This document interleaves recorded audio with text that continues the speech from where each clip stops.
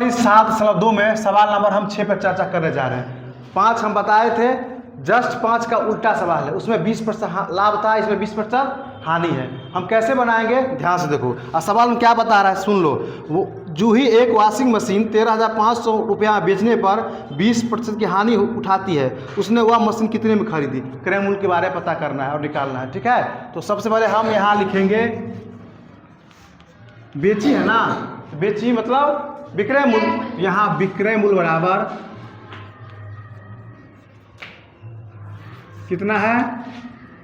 13,500, ठीक है।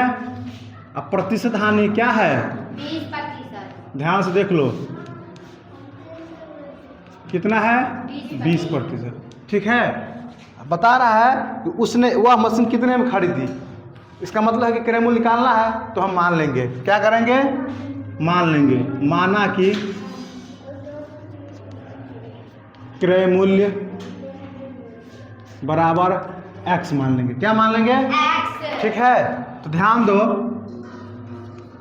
हानि निकालेंगे। हानि बराबर क्या होगा? क्रय मूल्य का 20%। तो लिखेंगे क्रय मूल्य का 20%, ठीक है। तो क्रय मूल्य क्या है? हम क्या माने हैं? x माने हैं, तो हम x देंगे। का मतलब क्या होता है? 20/100 हो जाएगा। शून्य से शून्य कट गया, 2 पंचे 10। तो ऊपर में कितना बच गया? x, और नीचे में 5। तो ये हानि कितना निकल गया? x/5। अब क्या हम निकालेंगे? विक्रय मूल्य। क्या निकालेंगे? तो विक्रय मूल्य, विक्रय मूल्य क्या होगा? क्रय मूल्य, हाँ बहुत बढ़िया, क्रय मूल्य माइनस हानि, ठीक है। तो क्रय मूल्य कितना है? कितना है? तो x, ठीक है। हानि कितना है? हानि कितना निकला है? देखो ना, x/5, ठीक है। अब विक्रय मूल्य क्या है पहले से? 13,500, तो यहाँ हम रख देंगे 13,500। आया समझ में? कोई दिक्कत है? 13,500 बराबर, अब इसको क्या करेंगे? x के बटा में कुछ नहीं तो क्या मानते हैं? 1 मानते हैं ना। तो 1 5 का लघुत्तम यानी लॉ से क्या हो जाएगा? 5 होगा। 1 पंचे 5, तो 5x हो गया। 5 एकन 5, तो x एकन x हो गया। तो यहाँ हम लिखते हैं, ठीक है। 13,500 बराबर 5x से 1x गया, कितना बचा?